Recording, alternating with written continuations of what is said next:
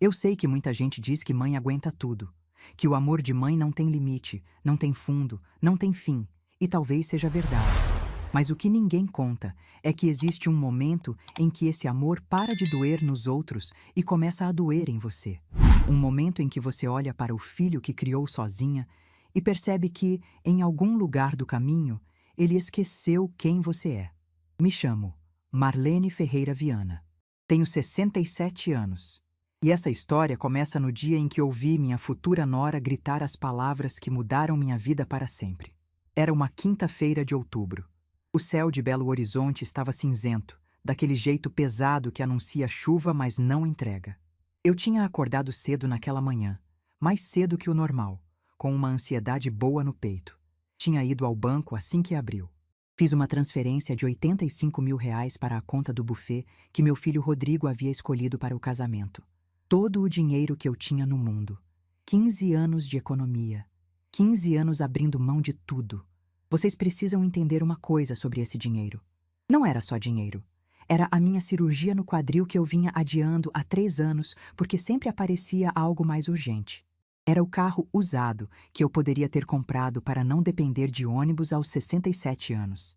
Era a reforma da cozinha que eu sonhava fazer desde que a pia começou a vazar. Era, no fim das contas, a minha segurança. O meu colchão para qualquer emergência. A única coisa concreta que eu tinha construído depois de décadas, trabalhando até minhas mãos sangrarem. E eu dei tudo. Dei porque era para o meu filho. E para mim, naquela época, isso bastava. Saí do banco com o comprovante dentro de um envelope pardo. Segurei aquele papel contra o peito como se fosse algo precioso, porque era. Era a prova de que eu ainda podia fazer alguma coisa pelo meu menino. Era a certeza de que, apesar de tudo, eu ainda tinha valor. Decidi ir até o apartamento de Rodrigo para entregar o comprovante pessoalmente. Queria ver o rosto dele quando soubesse que estava tudo resolvido. Queria sentir o abraço de gratidão que eu imaginava que viria. Queria, só por um momento, me sentir parte daquele casamento que eu estava financiando, mas do qual eu me sentia cada vez mais distante. O apartamento ficava num bairro nobre da cidade. Um prédio moderno com portaria 24 horas e elevador silencioso. Tudo muito diferente do conjunto habitacional onde eu morava, com minhas paredes descascadas e meu chuveiro que às vezes falhava. Mas eu nunca reclamei dessa diferença. Eu tinha orgulho de ver meu filho num lugar assim. Significava que todo o meu sacrifício tinha valido a pena. O porteiro me conhecia. Seu antenor, um senhor simpático que sempre me cumprimentava com respeito. Ele acenou para mim e liberou a entrada sem nem precisar ligar para o apartamento. Eu era a mãe do morador do 701. Isso costumava significar alguma coisa. Subi pelo elevador ensaiando o que ia dizer. Nada muito elaborado. Só queria entregar o envelope e ver o sorriso do meu filho. Talvez ele me convidasse para um café. Talvez Débora, a noiva, estivesse de bom humor e me tratasse com menos frieza do que o habitual. Eu sempre tinha esperança. Era o meu defeito. Quando o elevador abriu no 7º andar, ouvi vozes. Vinham do fundo do corredor, do apartamento 701. A porta estava entreaberta, coisa rara. Débora era obcecada com segurança e privacidade. Me aproximei devagar, não com intenção de bisbilhotar. Só queria ver se era um bom momento para aparecer. Se eles estavam brigando, eu voltaria outro dia. Eu sempre fazia isso. Sempre me adaptava. Sempre recuava. Mas naquele dia, eu ouvi. A voz de Débora era alta, estridente, carregada de uma irritação que parecia veneno. Ela estava falando sobre a lista de convidados do casamento. Dizia que precisavam cortar pessoas, que tinha gente demais, que ela não queria qualquer um no dia mais importante da vida dela. Rodrigo murmurou algo que não conseguia entender. A voz dele era baixa, quase submissa. Aquilo me incomodou, mas eu disse a mim mesma que era só impressão. Então, Débora continuou. E cada palavra que ela disse ficou gravada na minha memória como ferro em brasa. E outra coisa, Rodrigo. Já que estamos revisando a lista, vamos resolver isso de uma vez. Sua mãe não vai. Meu coração deu um solavanco. Apertei o envelope contra o peito. Débora, ela é minha mãe. Rodrigo tentou dizer. Eu sei que é sua mãe, ela cortou. E é exatamente por isso que eu estou tendo essa conversa com você e não com ela. Olha, eu entendo que você tem obrigação moral ou sei lá o quê, mas você precisa entender o meu lado. Vão estar lá os meus clientes, os diretores da agência, gente importante. E a sua mãe? Rodrigo, ela não sabe se portar nesses ambientes. Ela não vai fazer nada de errado, Débora. Não vai fazer nada de errado? Débora riu, mas não era um riso de alegria. Era escárnio. Rodrigo, sua mãe usa roupa de brechó, fala errado, não sabe segurar uma taça de champanhe. Vai ficar sentada num canto sem ter com quem conversar, e todo mundo vai ficar olhando e pensando, coitada da velha. Você quer isso? Você quer que as pessoas sintam pena da sua mãe no nosso casamento? Silêncio. Eu esperei. Esperei meu filho dizer alguma coisa. Qualquer coisa. Esperei ele lembrar que aquela velha tinha trabalhado a vida inteira para ele ter estudo, roupa limpa, comida na mesa.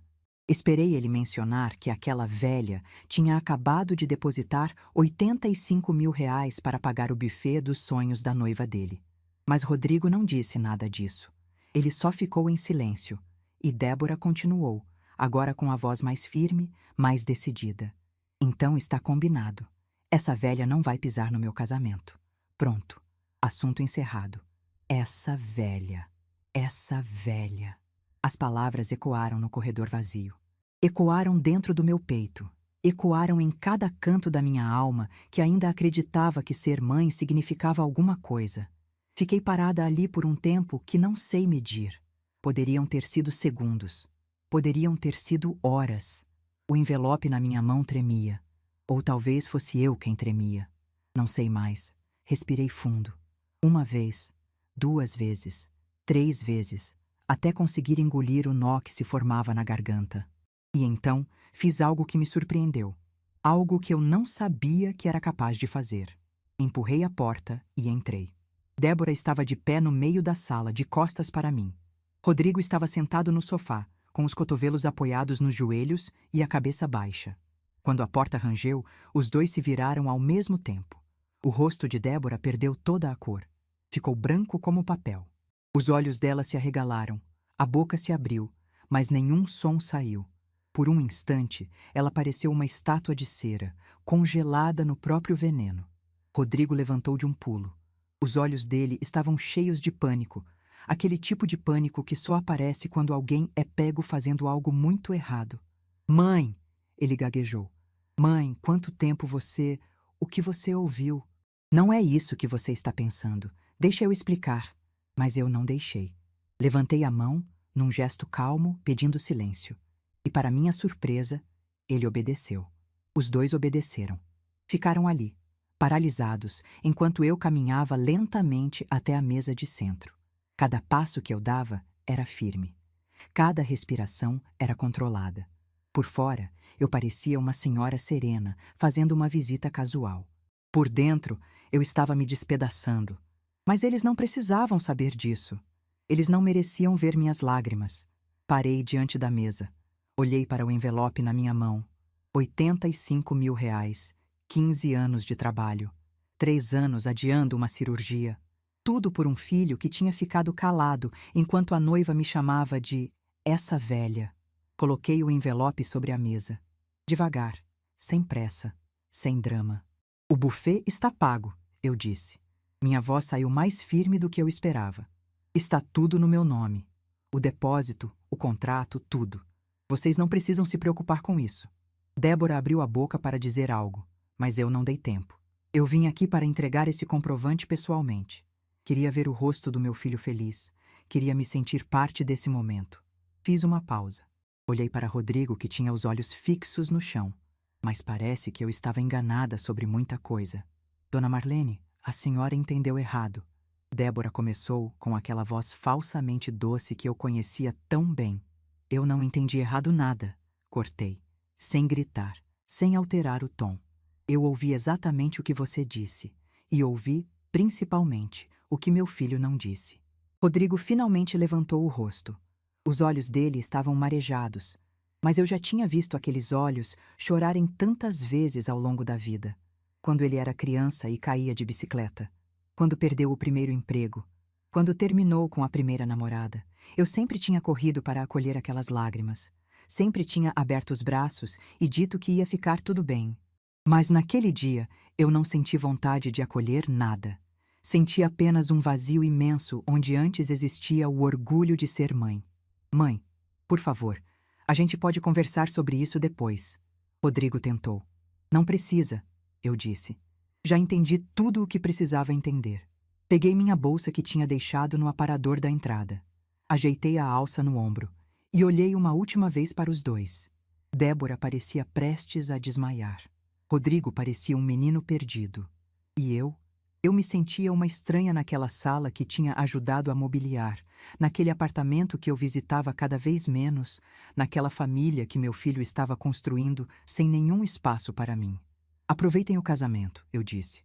Parece que vai ser exatamente do jeito que vocês querem. Dei as costas e caminhei até a porta. Cada passo era uma despedida. Cada respiração era um adeus. Mãe, espera! Rodrigo chamou. Mas eu não esperei. Eu tinha esperado a vida inteira. Esperado reconhecimento, esperado gratidão, esperado ser tratada com o mínimo de respeito. E a única coisa que eu tinha ganhado em troca era ser chamada de essa velha por uma mulher que eu estava financiando e ser abandonada pelo silêncio de um filho que eu tinha criado sozinha. Fechei a porta atrás de mim sem bater, sem ruído, sem drama. O corredor estava vazio. O elevador demorou uma eternidade para chegar. E quando finalmente entrei naquela caixa metálica que descia em silêncio, deixei escapar uma única lágrima. Só uma. Porque eu estava guardando as outras para quando chegasse em casa, para quando estivesse sozinha, para quando pudesse finalmente chorar sem que ninguém me visse e sentisse pena de mim. O porteiro, seu Antenor, me olhou estranho quando passei pela portaria. Deve ter percebido que algo estava errado. Mas ele era discreto. Apenas acenou e disse: "Até logo, Dona Marlene", com aquela gentileza de sempre. Eu acenei de volta e saí para a rua. O céu ainda estava cinzento. A chuva que ameaçava cair a manhã inteira finalmente começou. Gotas finas, quase uma névoa, que molhavam meu rosto e se misturavam com as lágrimas que eu já não conseguia mais segurar. Caminhei até o ponto de ônibus. Esperei 20 minutos debaixo daquela chuva fina. E quando finalmente entrei no ônibus lotado, sentei no banco do fundo e fiquei olhando pela janela embaçada. Eu não sabia ainda o que ia fazer. Não tinha planos. Não tinha certezas. A única coisa que eu sabia, com uma clareza que me assustava, era que algo dentro de mim tinha mudado para sempre. Aquela mulher que entrou naquele apartamento com um envelope cheio de esperança não era mais a mesma que saiu. E nos dias que viriam, Débora e Rodrigo iriam descobrir que subestimar uma mãe silenciosa pode ser o maior erro que alguém pode cometer.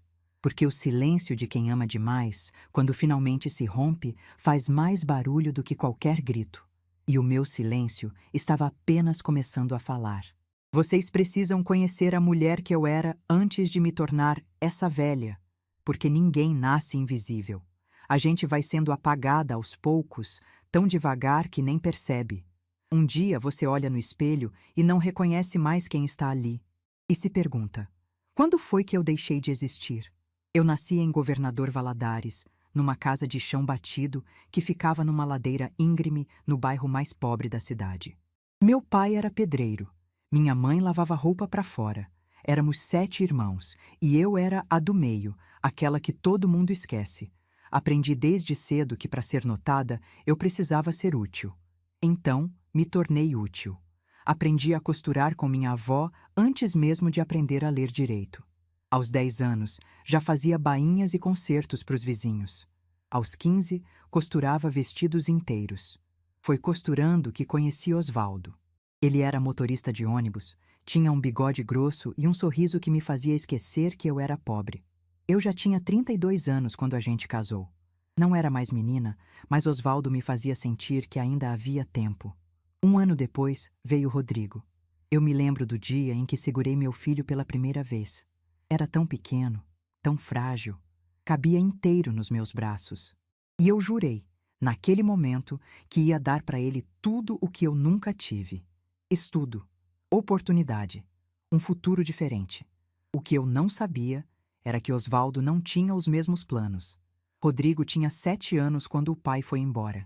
Eu tinha 40. Não teve despedida, não teve explicação. Numa segunda-feira, Osvaldo saiu para trabalhar e simplesmente não voltou. Levou as roupas dele, o dinheiro da gaveta e a minha capacidade de confiar em qualquer pessoa. Fiquei sabendo depois por uma vizinha que ele tinha ido embora com uma mulher mais nova, uma passageira da linha dele que usava batom vermelho e não tinha filho nenhum para atrapalhar. Rodrigo chorou durante semanas. Perguntava todo dia quando o pai ia voltar, e eu mentia. Dizia que o pai tinha viajado a trabalho, que ia voltar logo, que estava tudo bem. Mentia porque não sabia como explicar para uma criança de 7 anos que às vezes as pessoas simplesmente vão embora e não levam a gente junto. Foi nessa época que decidi sair de Governador Valadares. Não tinha mais nada me prendendo ali além de lembranças ruins e vizinhos que me olhavam com pena. Juntei o pouco que tinha, coloquei tudo numa mala velha, peguei meu filho pela mão e embarquei num ônibus para Belo Horizonte. Chegamos na capital num dia de chuva. Eu não conhecia ninguém. Não tinha emprego. Não tinha onde morar. Tudo o que eu tinha era um menino de 7 anos olhando para mim, esperando que eu resolvesse tudo. E eu resolvi. Aluguei um quartinho nos fundos de uma casa no bairro Cachoeirinha. Era um cômodo só, com um banheiro minúsculo e uma janela que dava para um muro. Mas era nosso. Coloquei Rodrigo numa escola pública perto dali e comecei a bater de porta em porta oferecendo serviço de costura. No começo, ninguém queria contratar uma estranha. Mas eu não desisti. Fazia ajustes de graça só para mostrar meu trabalho. Cobrava metade do preço das outras costureiras. Entregava antes do prazo. Aos poucos, fui conquistando clientela. As madrugadas se tornaram minha rotina. Eu costurava até 2, 3 da manhã, com os olhos ardendo de sono e os dedos furados de agulha. Rodrigo dormia no colchão ao lado e eu ficava ali, sob a luz amarelada de um abajur velho, fazendo bainhas, ajustando vestidos, bordando detalhes. Cada ponto que eu dava era um tijolo no futuro do meu filho.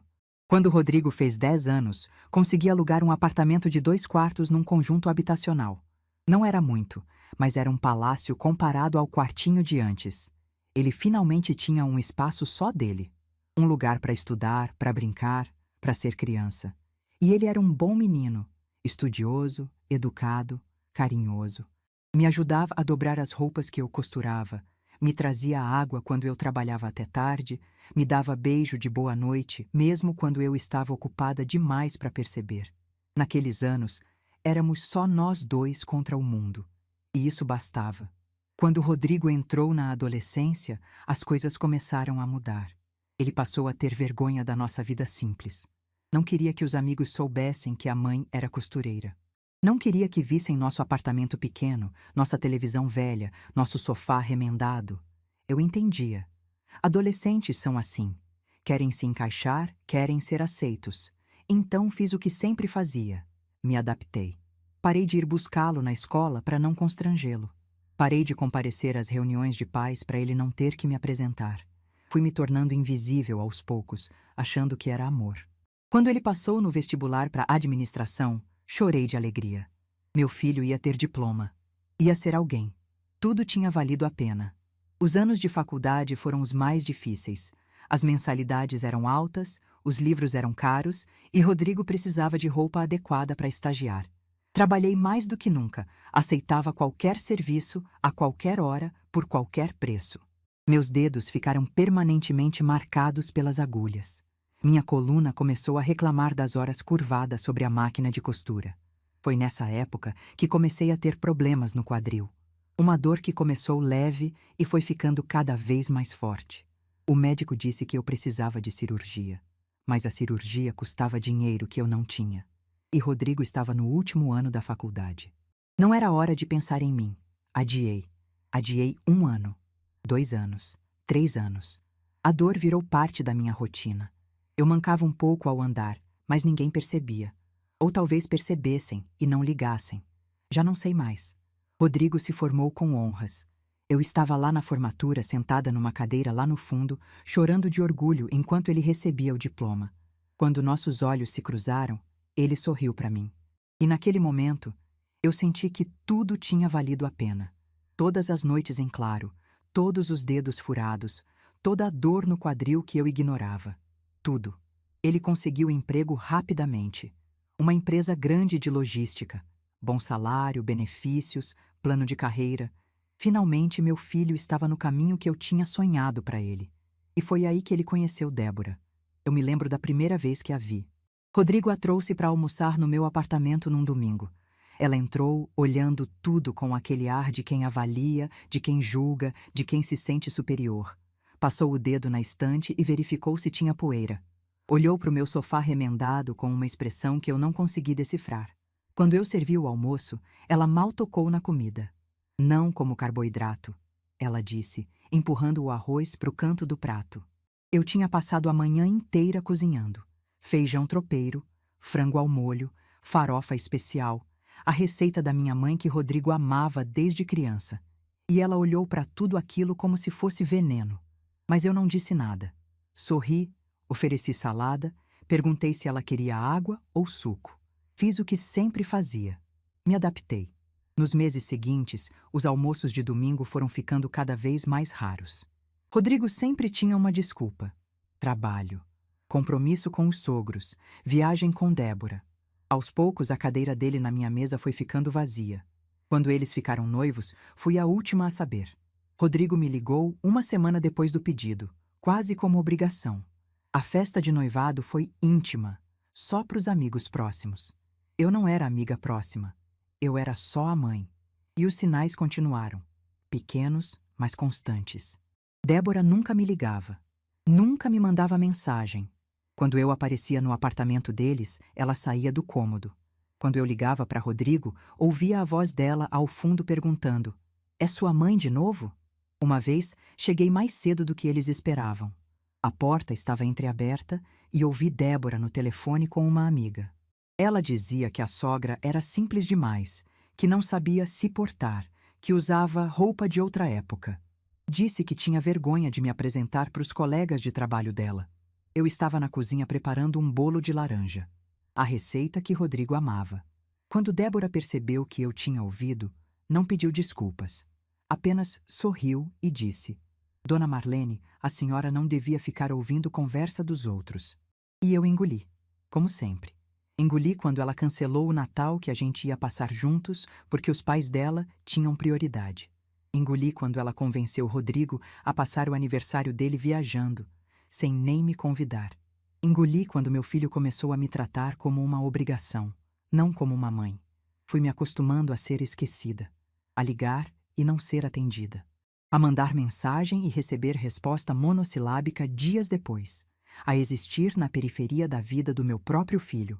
E o pior é que eu me culpava, achava que o problema era eu, que eu era antiquada demais, simples demais, pobre demais, que não merecia ocupar espaço na vida sofisticada que meu filho estava construindo. 3 meses antes do casamento, Rodrigo apareceu na minha casa. Fazia semanas que ele não vinha. Fazia meses que a gente não tinha uma conversa de verdade.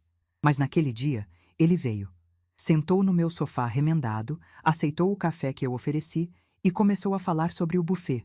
Disse que tinha encontrado o lugar perfeito. Uma fazenda histórica nos arredores de Belo Horizonte. Débora tinha se apaixonado pelo espaço.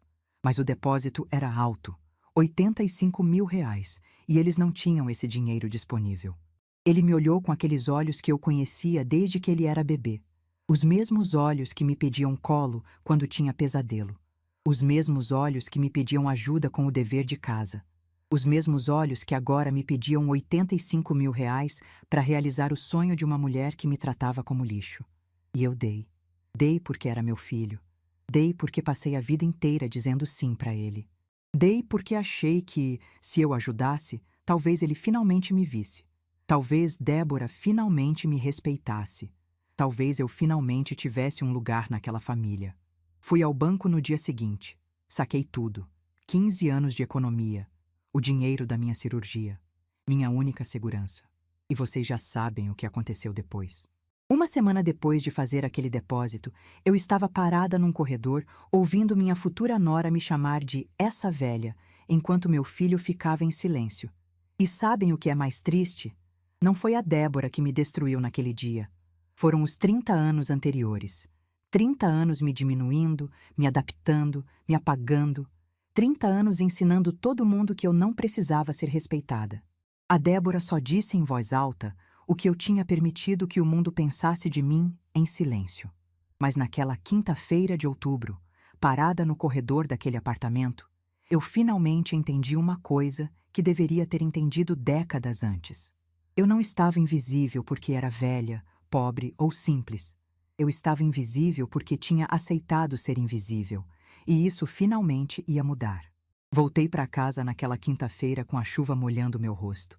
Entrei no meu apartamento, tranquei a porta e fiquei parada no escuro. Olhei ao redor. O sofá remendado, a televisão antiga, a máquina de costura no canto, minha companheira de 3 décadas. Tudo ali contava uma história. Uma história de luta, de sacrifício, de amor dado sem nunca receber de volta. Fui até o quarto e abri o guarda-roupa. Lá no fundo, numa caixa velha, eu guardava coisas do Rodrigo. O primeiro sapatinho dele, boletins escolares, cartinhas de Dia das Mães. Peguei uma das cartinhas.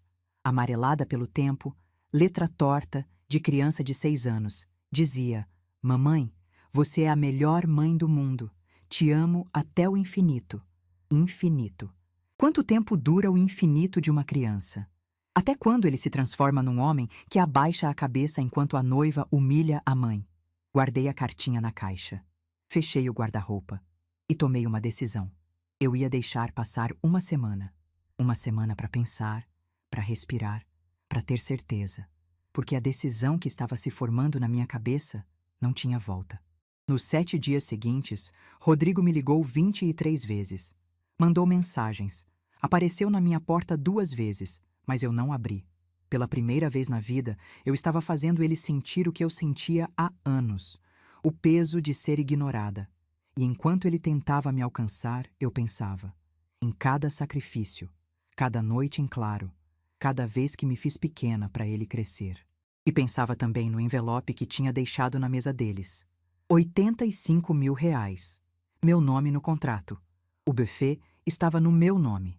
E se estava no meu nome, eu tinha o poder de decidir o que fazer com ele.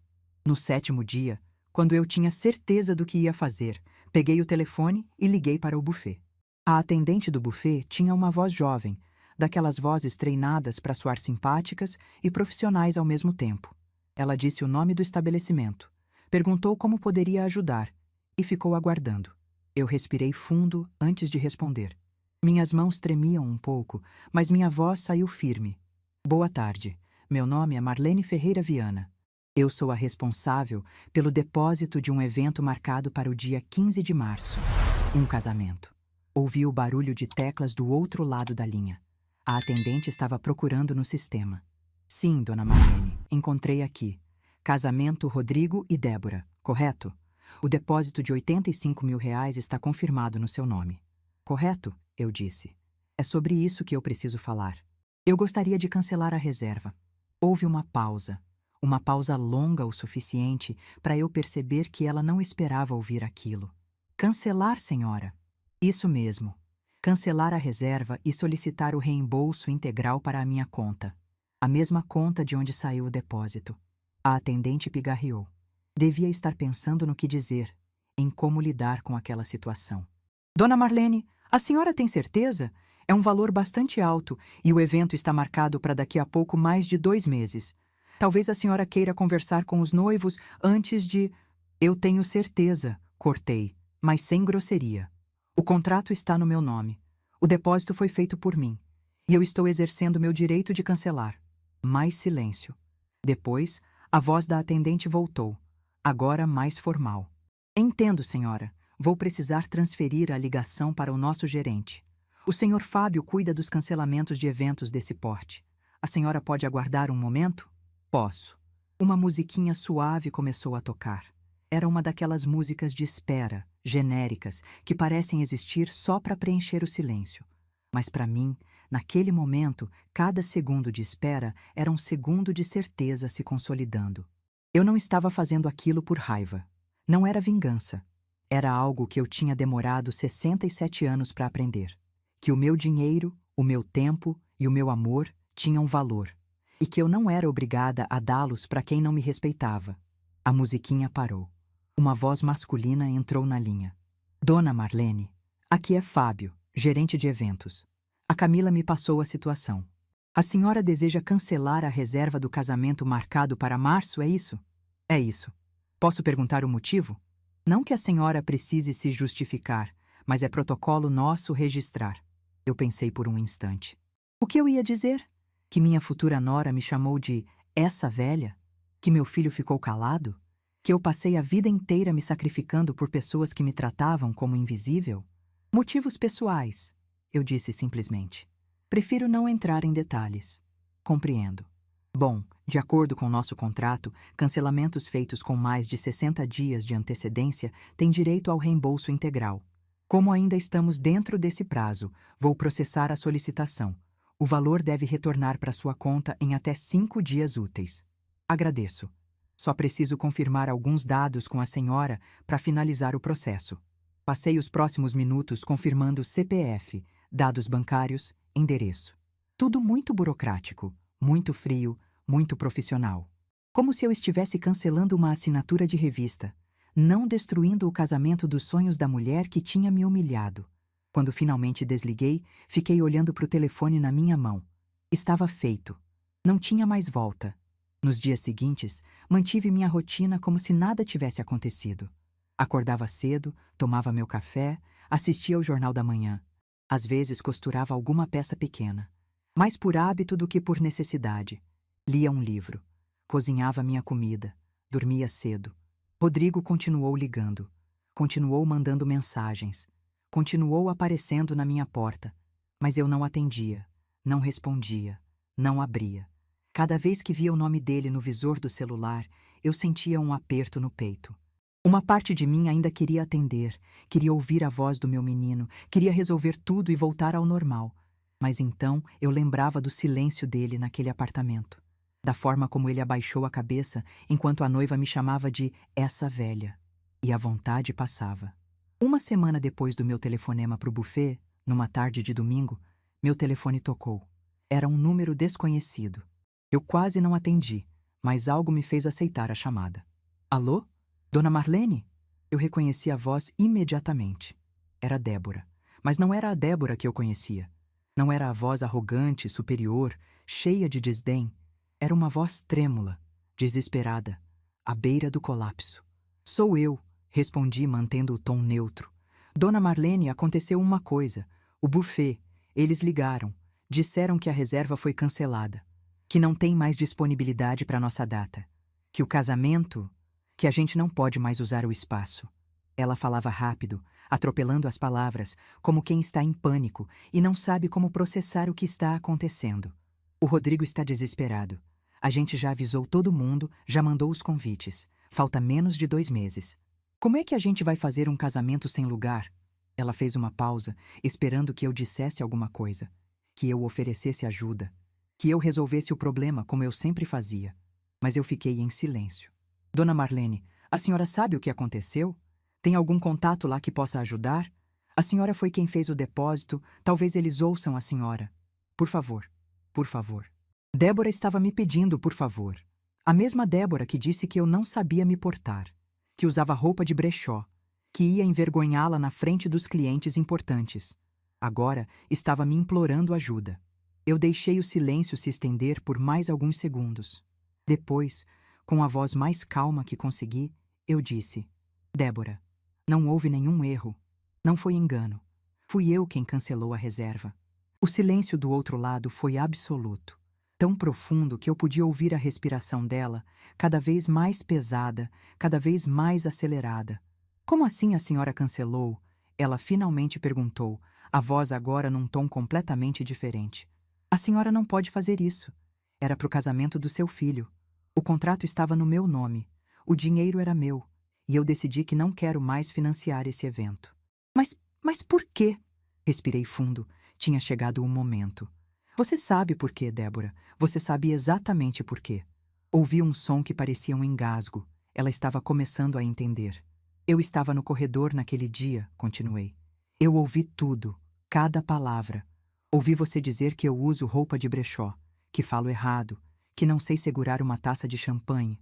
Ouvi você gritar pro meu filho que essa velha não ia pisar no seu casamento. A respiração dela estava ofegante agora, quase um soluço. E sabe o que mais eu ouvi, Débora? O silêncio. O silêncio do meu filho. O homem que eu criei sozinha, que eu alimentei com o trabalho das minhas próprias mãos, que eu vesti, eduquei e amei com tudo que eu tinha. Ele ficou calado. Não disse uma palavra para me defender. Dona Marlene, aquilo foi... Eu estava nervosa. Foram coisas que você pensava. Eu cortei, mas sem alterar o tom. Você só disse em voz alta o que já pensava há muito tempo. E o Rodrigo concordou. Concordou com o silêncio dele. Mas a senhora não pode destruir o casamento por causa de... Eu não estou destruindo nada, interrompi de novo. Eu só estou respeitando o seu desejo. Você disse que essa velha não ia pisar no seu casamento. Pois bem, essa velha não vai pisar. E o dinheiro dessa velha também não vai. O soluço do outro lado era audível agora. Débora estava chorando. O que a gente vai fazer? Ela perguntou entre lágrimas. Os convites já foram. Todo mundo já sabe. A gente vai ter que cancelar tudo? Isso não é problema meu, Débora. Vocês são adultos. Vocês têm empregos. Deem um jeito. Mas a senhora é a mãe do Rodrigo? A senhora não pode fazer isso com o seu próprio filho. Aquela frase me atingiu como um tapa. Ela estava tentando me culpar, tentando me fazer parecer a vilã da história. Depois de tudo que eu tinha passado, ela ainda achava que podia me manipular. Eu sou a mãe do Rodrigo, eu disse. E dessa vez minha voz tinha um peso que eu mesma não sabia que era capaz de ter.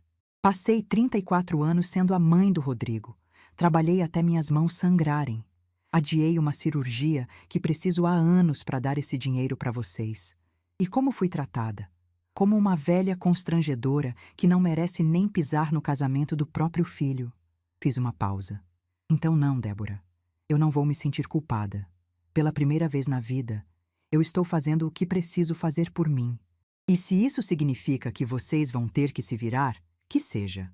É hora de vocês aprenderem que ações têm consequências. Ela tentou dizer mais alguma coisa, mas eu não deixei. Ah, e Débora, uma coisa que aprendi costurando vestidos de noiva a vida inteira. O tecido mais caro do mundo não esconde uma alma feia. Boa sorte no seu casamento. E desliguei. Fiquei parada na sala, com o telefone ainda na mão, olhando para o nada. Meu coração batia forte, mas não era de nervoso. Era de alívio, de libertação, de uma paz que eu não sentia há décadas. Menos de uma hora depois, Rodrigo apareceu na minha porta. Dessa vez, ele não tocou a campainha. Ele esmurrou. Bateu com força, chamando meu nome, pedindo para eu abrir. Mãe, mãe, abre essa porta. A gente precisa conversar. Por favor, mãe. Eu fui até a porta, mas não abri. Fiquei parada do lado de dentro, ouvindo a voz dele do outro lado. Mãe, a Débora me contou o que a senhora fez. Como a senhora pôde? Era o nosso casamento. A senhora destruiu tudo. Respirei fundo.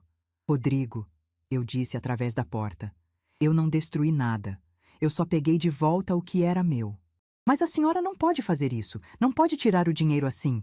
Posso, filho. O dinheiro era meu. O contrato estava no meu nome. Eu tinha todo o direito. Mas e a família? E tudo que a gente construiu? Que família, Rodrigo? Perguntei. E minha voz finalmente deixou escapar um pouco da dor que eu vinha guardando. Que família é essa onde a mãe é chamada de velha constrangedora e o filho fica calado? Que família é essa onde eu passo a vida me sacrificando e sou tratada como um estorvo? Silêncio do outro lado. Eu te dei tudo, Rodrigo. Tudo. Noites sem dormir. Dedos furados de agulha. Uma cirurgia que adiei por anos. E quando chegou a hora de você ficar do meu lado, você abaixou a cabeça e ficou mudo. Ouvi um soluço. Meu filho estava chorando. Mãe, eu não sabia o que fazer. A Débora estava nervosa. Eu pensei que depois não existe, filho. Naquele momento você escolheu. E você não me escolheu. Fiquei em silêncio por um tempo. Ele também. Eu te amo, Rodrigo, continuei. Sempre vou te amar. Você é meu filho, e isso nunca vai mudar. Mas amor não significa aceitar ser pisada. Amor não significa engolir humilhação calada. Eu passei a vida inteira te ensinando a ser forte, a lutar pelo que é seu. Agora eu estou fazendo a mesma coisa por mim. Mãe, por favor, vá embora, Rodrigo. Quando você estiver pronto para me tratar como mãe de verdade, não como um problema a ser administrado, aí a gente conversa. Mas agora não. Agora eu preciso de paz. Ouvi os passos dele se afastando. Depois, o barulho do elevador. Depois, silêncio. Voltei para o meu sofá remendado. Sentei. Olhei pela janela. O sol estava se pondo, pintando o céu de laranja e rosa. Era bonito. Era sereno. Era exatamente o que eu precisava. Meu telefone tocou de novo. Era Débora, tentando ligar outra vez. Eu não atendi. Tocou de novo. E de novo. E mais uma vez. Eu coloquei o celular no silencioso e deixei sobre a mesa. Naquela noite, pela primeira vez em muitos anos, eu dormi em paz. Uma paz que não vinha de ter resolvido os problemas. Uma paz que vinha de saber que eu finalmente tinha me colocado em primeiro lugar. As pernas de Débora devem ter tremido quando ela descobriu a verdade. A voz dela certamente tremeu quando falou comigo. E as certezas dela, aquelas certezas arrogantes de quem achava que podia me tratar como quisesse sem consequências, essas desmoronaram completamente. Mas sabe o que não tremeu? A minha voz, as minhas mãos, a minha decisão. Eu tinha passado 67 anos aprendendo a ser forte pelos outros. Agora, finalmente, eu estava sendo forte por mim. E isso era só o começo. Os dias que se seguiram foram os mais estranhos da minha vida. Eu esperava sentir culpa. Esperava acordar no meio da noite com o coração apertado, arrependida do que tinha feito. Esperava que a voz da minha consciência me acusasse de ter destruído o sonho do meu próprio filho. Mas nada disso aconteceu. O que eu sentia era algo que não conseguia nomear no começo. Uma leveza. Uma sensação de estar respirando fundo pela primeira vez depois de décadas prendendo o ar. Era como se eu tivesse carregado um peso nas costas por tantos anos que já tinha esquecido como era andar sem ele. Na primeira semana depois do confronto, meu telefone não parou de tocar. Rodrigo, Débora, números desconhecidos que eu imaginava serem parentes ou amigos do casal querendo se meter onde não eram chamados. Eu não atendi nenhum. Coloquei o celular no silencioso e deixei num canto da cozinha, conferindo apenas uma vez por dia para ver se havia alguma emergência real. As mensagens de texto eram incessantes. Rodrigo alternava entre súplicas e acusações. Num momento, ele implorava para eu reconsiderar, dizia que me amava, que a gente podia resolver tudo. No momento seguinte, me acusava de estar destruindo a vida dele por orgulho, de ser egoísta, de não pensar nos outros. Eu lia tudo em silêncio. Não respondia. Cada mensagem de acusação só confirmava o que eu já sabia. Meu filho ainda não tinha entendido nada. Ainda achava que eu era o problema. Ainda não tinha parado para pensar no papel dele em tudo aquilo. Débora mandou uma mensagem que me fez rir. Pela primeira vez em muito tempo, uma risada de verdade. Ela escreveu: Dona Marlene, eu sei que a senhora está magoada, mas precisamos pensar no Rodrigo. Ele está sofrendo muito. Como mãe, a senhora deveria colocar a felicidade do seu filho acima de qualquer ressentimento pessoal. Como mãe, ela estava me ensinando a ser mãe. A mulher que me chamou de velha constrangedora agora queria me dar lições sobre maternidade. A ironia era tão grande que eu não consegui segurar o riso. Não respondi, claro. Não valia o esforço. Na segunda semana, as coisas começaram a ficar interessantes. Uma vizinha minha, Dona Célia, que morava no apartamento do lado há mais de 15 anos, apareceu na minha porta com uma expressão curiosa. Marlene, o que está acontecendo? Seu filho esteve aqui 3 vezes essa semana. Ficou batendo na sua porta quase 1 hora ontem. E hoje de manhã, vi uma moça loira descendo do carro dele e chorando na calçada. Eu ofereci café para Dona Célia e contei tudo. Cada detalhe. Desde o depósito até a frase no corredor. Desde o cancelamento até o telefonema de Débora. Ela ouviu em silêncio, com os olhos cada vez mais arregalados. Quando terminei, ela ficou um momento sem dizer nada. Depois, balançou a cabeça e disse: Marlene, você fez certo. Eu sei que não é fácil ouvir isso sobre o próprio filho, mas você fez a coisa certa. Ninguém merece ser tratada assim, ainda mais pela família. Aquelas palavras me fizeram mais bem do que eu esperava. Eu não estava louca. Não estava sendo dramática. Alguém de fora, que não tinha nenhum interesse na situação, estava validando o que eu sentia. Dona Célia tomou o café, conversamos sobre outras coisas, e quando ela foi embora, eu me senti menos sozinha. Na terceira semana, Rodrigo mudou de estratégia. Parou de bater na minha porta. Parou de mandar mensagens acusatórias. Em vez disso, mandou uma carta.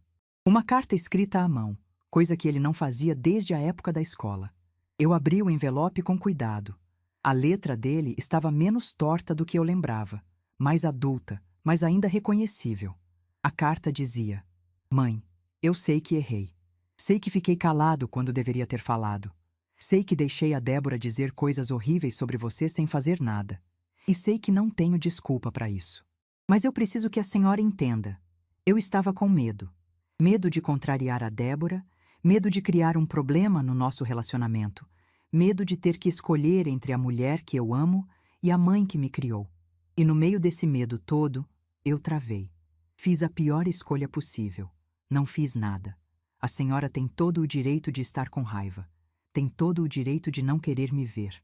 Mas eu te peço, por favor, não desista de mim. Eu sou seu filho, e eu te amo, mesmo que tenha sido covarde demais para demonstrar isso quando importava. O casamento foi adiado, a Débora está furiosa, mas a gente encontrou outro lugar, bem mais simples. Vai acontecer daqui a 4 meses. E eu quero muito que a senhora esteja lá. Não por obrigação, não por aparência. Mas porque você é minha mãe. E um casamento sem você não vai ser completo. Me perdoa, mãe. Por favor. Li a carta 3 vezes. Na primeira, com raiva. Na segunda, com tristeza. Na terceira, com algo parecido com compaixão. Meu filho estava pedindo perdão. Estava admitindo que errou. Isso era mais do que eu esperava dele, honestamente. Mas será que era suficiente? Fiquei pensando naquela carta por dias. Andava pela casa, fazia minhas coisas, mas a mente sempre voltava para as palavras dele. Ele disse que teve medo, que travou, que não soube o que fazer. E eu entendia isso de certa forma. Rodrigo sempre foi assim. Desde criança, ele evitava conflitos. Quando os colegas brigavam na escola, ele saía de perto. Quando eu e Osvaldo discutíamos antes dele ir embora, Rodrigo se escondia no quarto. Ele nunca aprendeu a enfrentar situações difíceis de frente. Talvez parte da culpa fosse minha. Eu sempre resolvia tudo para ele. Sempre o protegia de qualquer desconforto. Criei um homem que não sabia ficar do lado de ninguém porque nunca precisou. Mas entender não é o mesmo que perdoar. E eu ainda não estava pronta para perdoar. Na 4ª semana, algo inesperado aconteceu. Era uma terça-feira à tarde. Eu estava na cozinha, preparando um chá, quando a campainha tocou. Estranhei, porque não esperava ninguém. Fui até a porta e olhei pelo olho mágico. Era um homem que eu não conhecia. Uns 50 e poucos anos, cabelo grisalho, terno escuro. Tinha cara de advogado ou contador. Segurava uma pasta de couro. Abri a porta com cautela. Dona Marlene Ferreira Viana? Ele perguntou. Sou eu. Meu nome é Dr. Renato Bastos. Sou advogado. Represento a família Medeiros, os pais da senhorita Débora. Meu coração deu um salto. Advogado? Os pais da Débora tinham mandado um advogado? O que o senhor deseja? Perguntei, tentando manter a compostura. Posso entrar?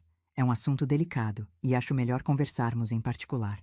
Eu hesitei, mas minha curiosidade era maior que meu receio.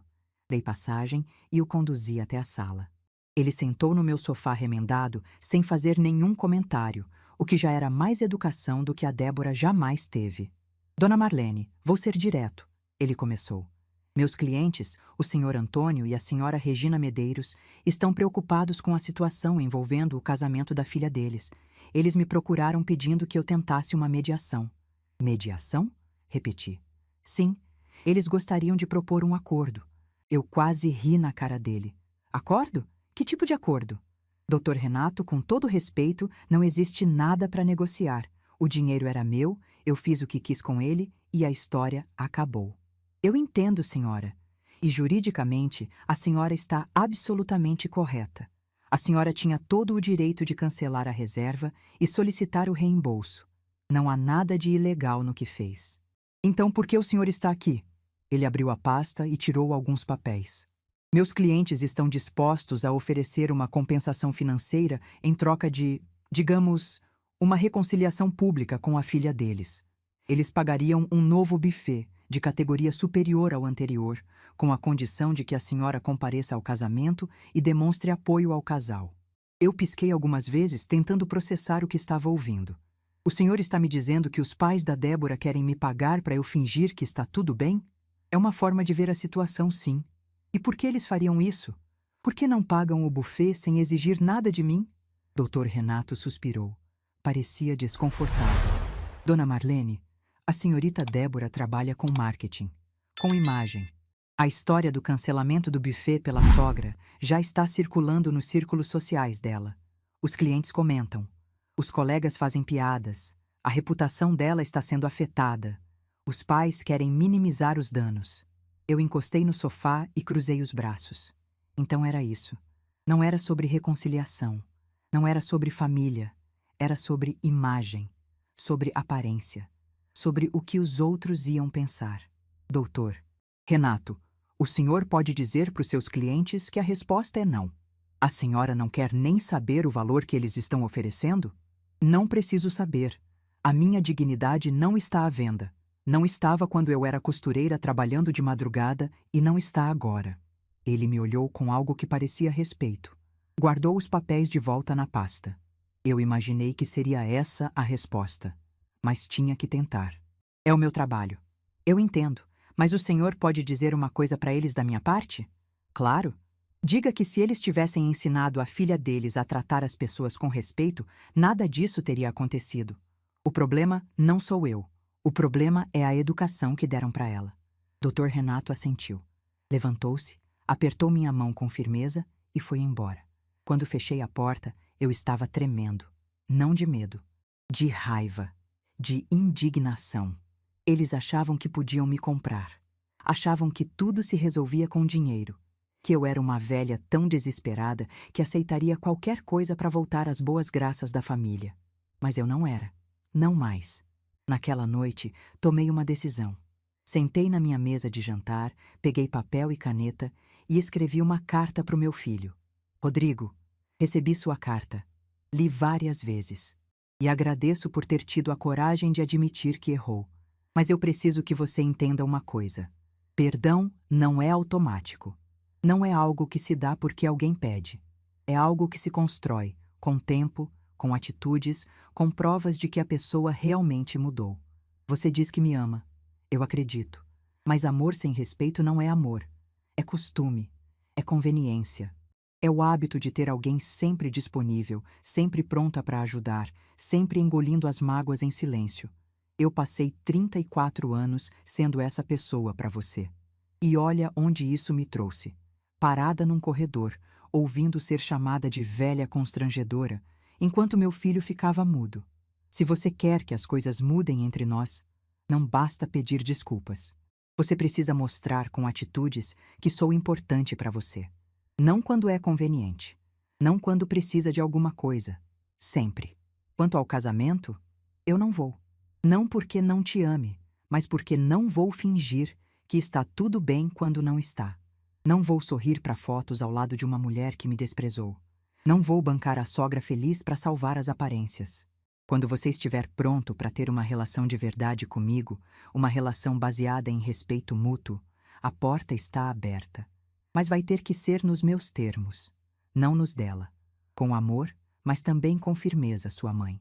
Dobrei a carta, coloquei num envelope e deixei sobre a mesa. Amanhã eu mandaria pelo correio. Podia parecer antiquado, mas eu queria que ele tivesse algo físico para segurar. Algo que não desaparecesse com um clique. Naquela noite, antes de dormir, olhei pela janela do meu quarto. A cidade estava quieta, as luzes piscavam ao longe, e eu me senti, pela primeira vez em muito tempo, dona da minha própria história. Eles podiam me chamar de velha, podiam me achar constrangedora, podiam tentar me comprar ou me convencer, mas ninguém mais ia me fazer sentir que eu não tinha valor. Porque eu tinha. Sempre tive. Só tinha demorado 67 anos para acreditar nisso. Deitei na minha cama e fechei os olhos.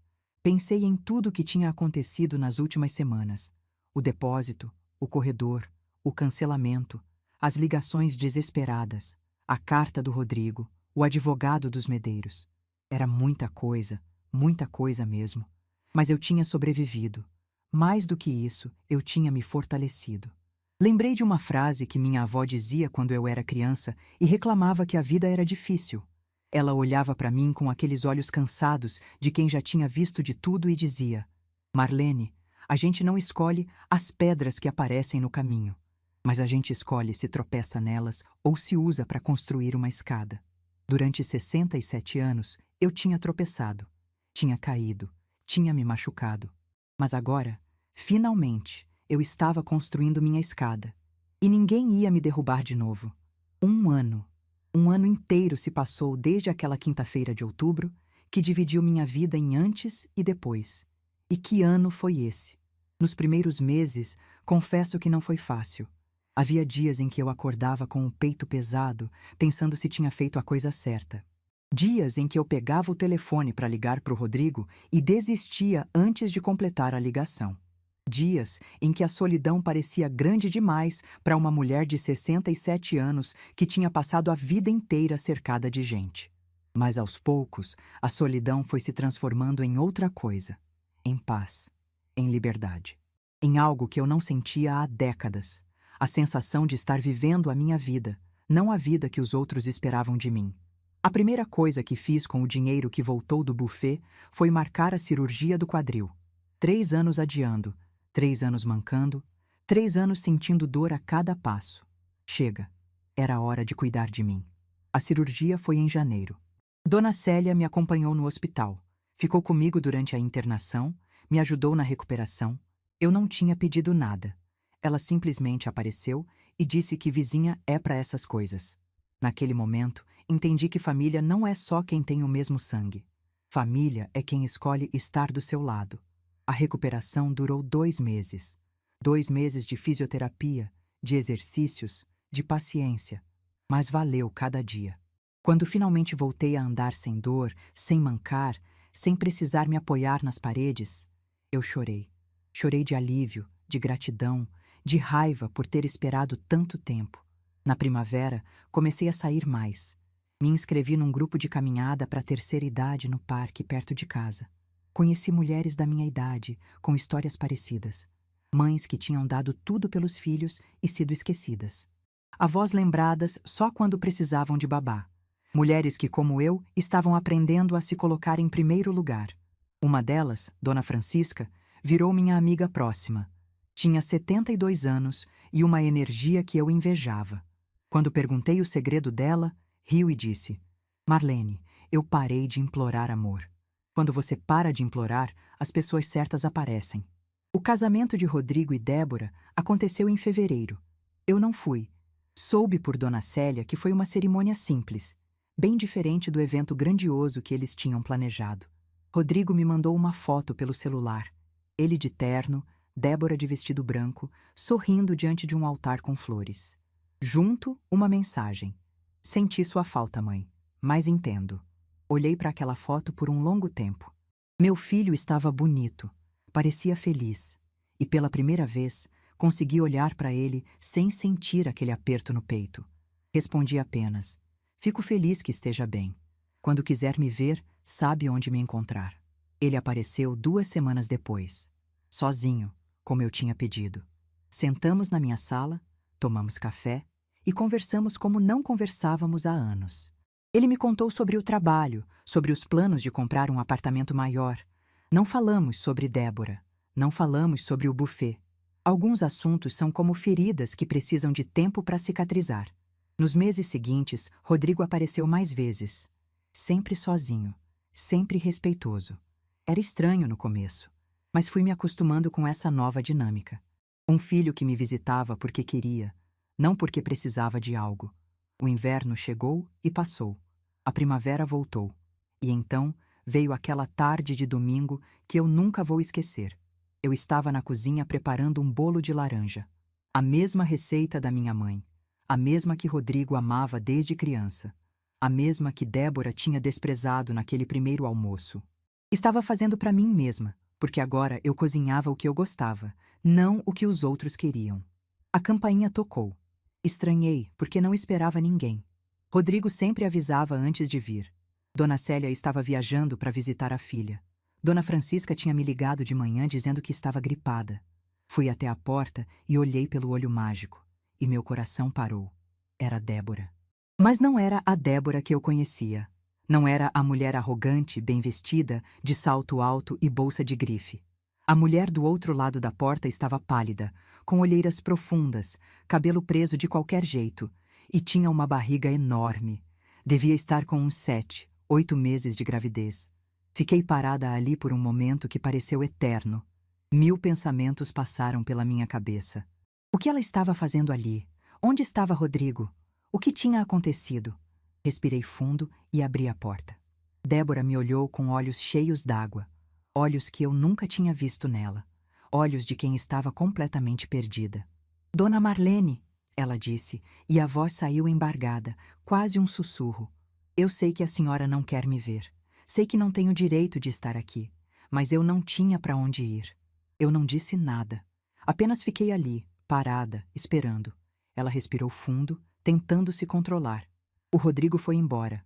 Faz 2 semanas. Disse que conheceu outra pessoa, que não me ama mais, que o casamento foi um erro. Pegou as coisas dele e sumiu. Não atende minhas ligações, não responde minhas mensagens.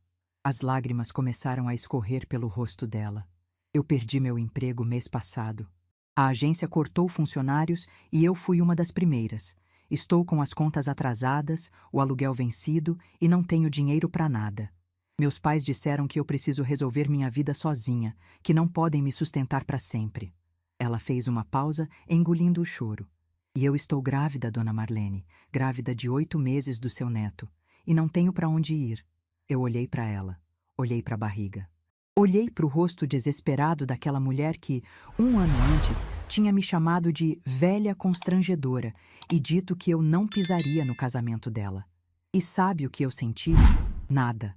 Não senti raiva, não senti satisfação, não senti aquele prazer mesquinho de ver quem nos maltratou cair em desgraça. Eu apenas senti um vazio, uma distância, como se eu estivesse olhando para uma estranha. Débora continuou falando, as palavras saindo em jatos desesperados. Eu sei que errei com a senhora.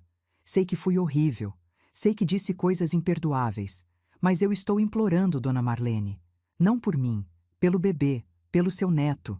A senhora não pode deixar seu neto nascer na rua. Ela estava tentando me manipular, usando a criança como moeda de troca.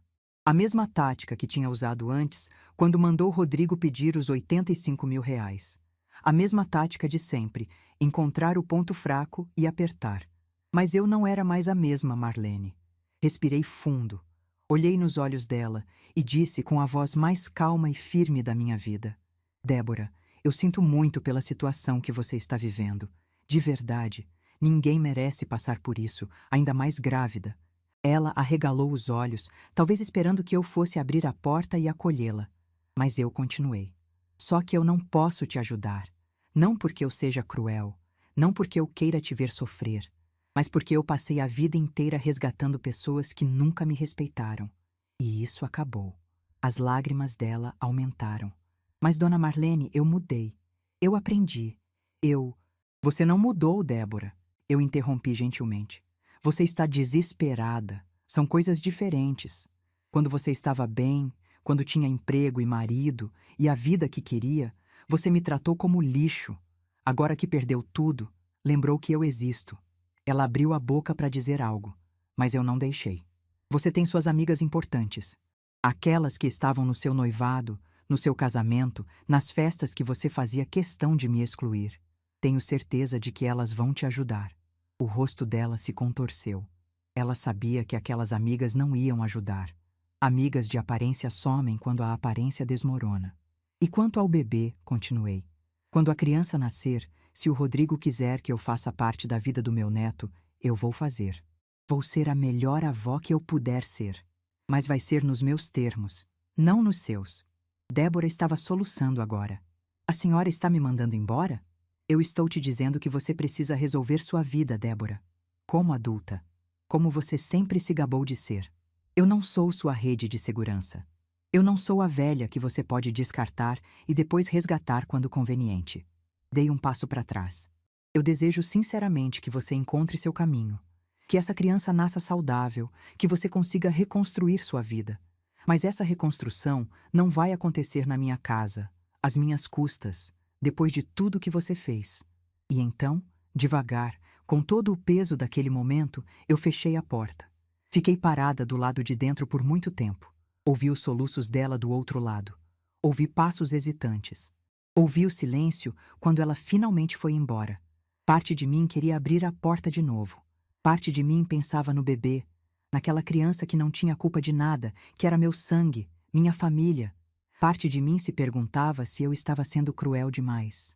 Mas então eu lembrei de tudo, das humilhações, do desprezo, da frase que tinha mudado minha vida. E entendi que algumas portas precisam permanecer fechadas. Não por vingança, por sobrevivência. Naquela noite, não consegui dormir. Fiquei olhando para o teto, pensando em tudo que tinha acontecido, no ano que tinha passado, nas escolhas que tinha feito, na mulher que eu tinha me tornado. E percebi algo importante. Eu não estava feliz por Débora estar sofrendo. Não sentia prazer na desgraça dela. O que eu sentia era paz. A paz de saber que eu tinha feito o que precisava fazer por mim. A paz de saber que eu não era mais a mulher que se anulava pelos outros. A paz de saber que, aos 68 anos, eu finalmente tinha aprendido a me respeitar. 3 semanas depois, o bebê nasceu. Uma menina. Soube por Rodrigo, que me ligou do hospital.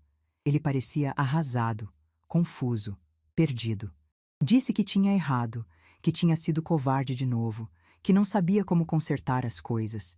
Eu disse para ele que a gente conversaria depois, que agora o importante era a criança, que ele precisava decidir que tipo de pai queria ser. 1 mês depois, conheci minha neta. Rodrigo a trouxe no meu apartamento, sozinho. Débora estava morando com uma tia no interior. O casamento tinha acabado oficialmente. A menina se chamava Luísa. Era pequena, delicada, com os olhos escuros do pai. Quando a segurei no colo, senti algo que não sentia há muito tempo. Um amor puro, sem mágoas, sem complicações. O amor de avó. Olhei para o meu filho, que estava sentado no meu sofá remendado, com cara de quem carregava o mundo nas costas. Você vai errar muito ainda, eu disse. Todo pai erra. Eu errei com você também. Mas o importante é estar presente. Não desaparecer quando fica difícil. Ele assentiu, os olhos marejados. E quanto a mim e você, continuei, a gente vai reconstruindo aos poucos, sem pressa, sem forçar, tijolo por tijolo. Hoje, 6 meses depois do nascimento de Luísa, minha vida é completamente diferente do que era 2 anos atrás. Eu caminho no parque toda manhã. Tenho amigas que me valorizam. Faço meus bolos de laranja para quem eu quiser. Meu quadril não dói mais. E toda semana, meu filho aparece com minha neta para passar a tarde comigo. Débora nunca mais apareceu na minha porta. Soube que está recomeçando a vida no interior, trabalhando numa loja, morando com a tia. Não sinto raiva dela. Não sinto mais nada. Ela é só alguém que passou pela minha história e me ensinou uma lição que eu precisava aprender. Às vezes, quando estou sozinha à noite, olhando as luzes da cidade pela janela, eu penso naquela quinta-feira de outubro que mudou tudo. Penso na mulher que entrou naquele apartamento com um envelope cheio de esperança. E penso na mulher que saiu de lá com o coração partido, mas com algo novo nascendo dentro dela. Dignidade. A dignidade de quem finalmente entendeu que amor próprio não é egoísmo. Que dizer não não é crueldade. Que se afastar de quem nos machuca não é abandono, é sobrevivência. Eu passei 67 anos da minha vida cuidando dos outros. Agora, finalmente, estou cuidando de mim. E sabe qual é a maior ironia? Só quando eu parei de me anular pelos outros é que eles começaram a me respeitar de verdade. Minha avó tinha razão. A gente não escolhe as pedras no caminho, mas a gente escolhe o que fazer com elas. Eu escolhi construir minha escada. E do alto dela, a vista é linda. Se essa história tocou seu coração, deixe seu like, se inscreva no canal e comente aqui embaixo. No meu lugar, o que você faria? Sua mensagem pode iluminar o dia de alguém.